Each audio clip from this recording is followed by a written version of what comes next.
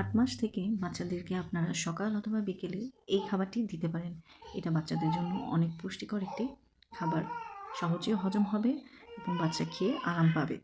এর জন্য প্রথমে লাগবে চিড়া।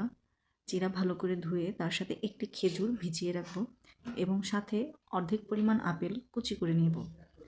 তারপর একটা প্যানে ঘি দিয়ে আপেল ভেজে নিয়ে সব উপকরণ একসাথে দিয়ে দেব।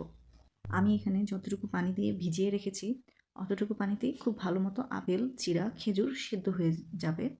আপনাদের যদি আরেকটু পানির প্রয়োজন হয় তাহলে আপনারা দিয়ে নিতে পারেন।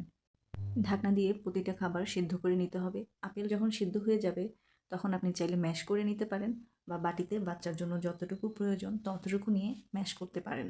এই খাবারে আপেল এবং খেজুর থাকায় খাবারটা মিষ্টি খাবার হয়েছে, যাতে বাচ্চারা পছন্দ করে এবং সহজে খেয়ে নেয়, সহজে হজমও হয়ে যায়। রেসিপিটি ভালো লাগলে একটি লাইক, কমেন্ট এবং ফলো দিয়ে পাশে থাকবেন। সবাই ভালো থাকবেন। ধন্যবাদ।